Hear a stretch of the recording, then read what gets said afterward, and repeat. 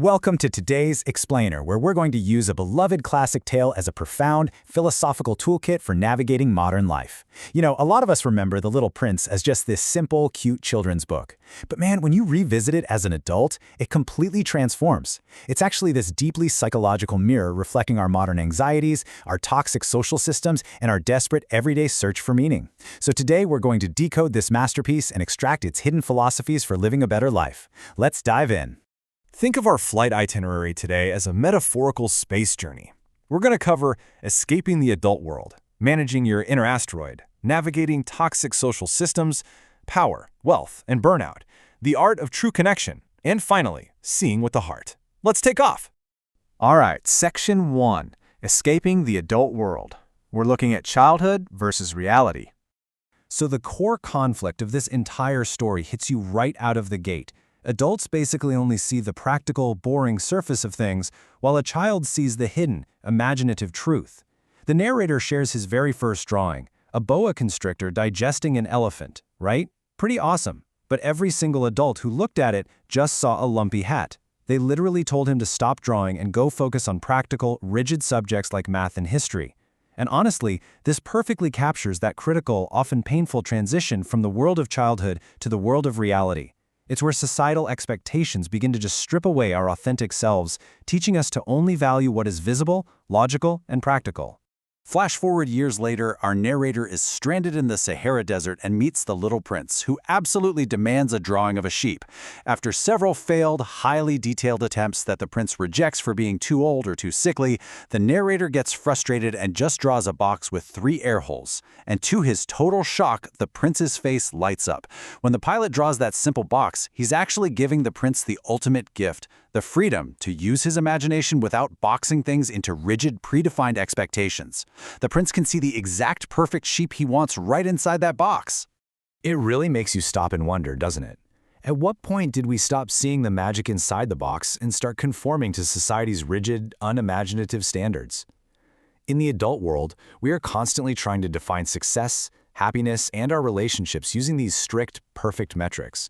But sometimes, holding on to our true identity means leaving a little blank space, a metaphorical box for ourselves and others to just be, without having to meet some impossible, highly visible standard. Moving right along to Section 2, Managing Your Inner Asteroid. Let's talk about the daily emotional routine. Okay, so the Little Prince lives on a tiny planet called asteroid B612, and his daily routine there is an absolute masterclass in life management. He has 3 strict daily tasks. Now, these aren't just cute fairy tale chores. Cleaning his volcanoes, for instance, is this brilliant daily metaphor for processing raw emotions. He even cleans the dormant volcano because, as he says, you just never know. This is exactly how we need to manage our internal emotional state in the real world.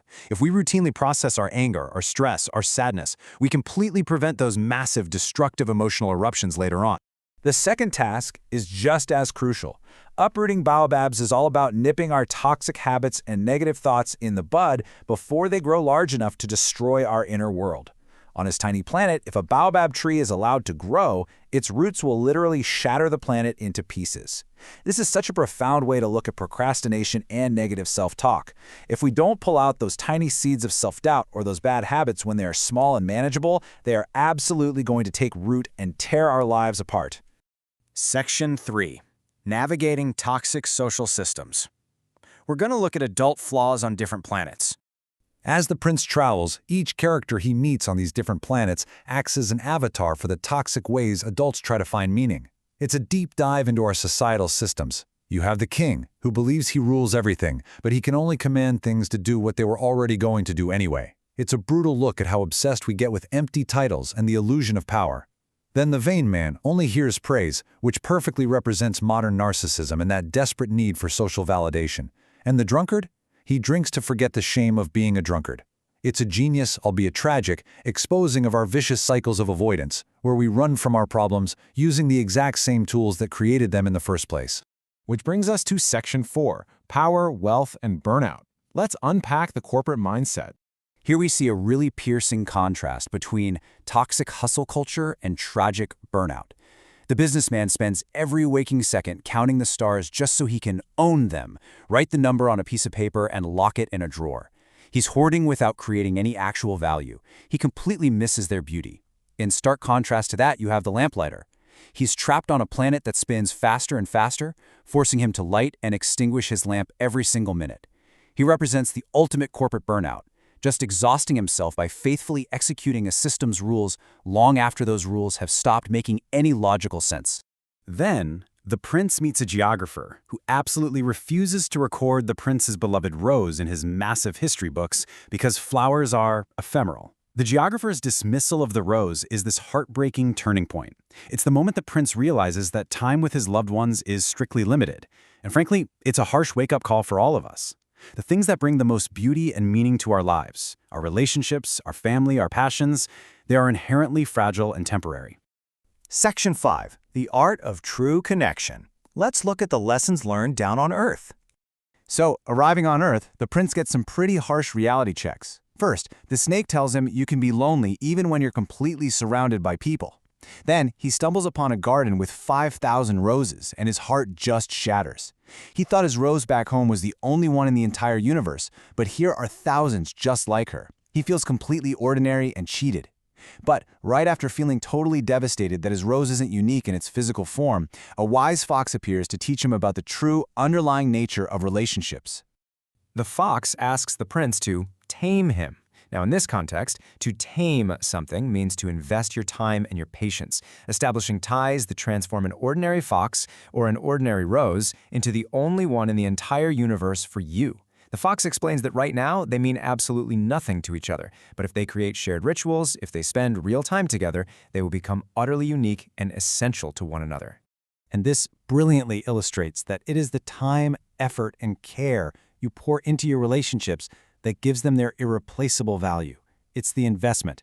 The prince realizes that the 5,000 roses in the garden might be physically beautiful, but they are empty. Nobody would die for them.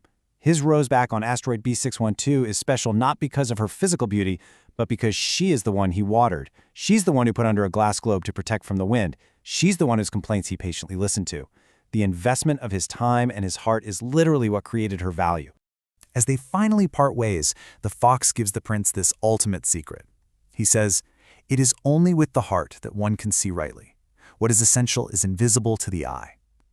This is such a powerful reminder that the most essential things in life, love, trust, and connection, they cannot be quantified. They can't be seen, only felt.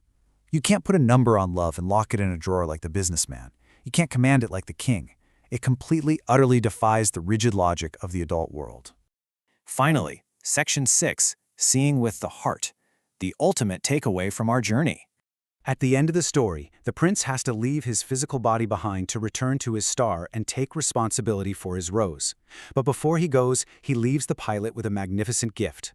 He tells him that because he will be living and laughing on one of those stars, whenever the pilot looks up at the night sky, it will sound as if all the stars are laughing. It tells us that by maintaining the purity of our hearts, even a simple starry sky becomes a comforting reminder of the connections in the beauty we cherish. We really don't have to lose our childhood wonder just because we grow up.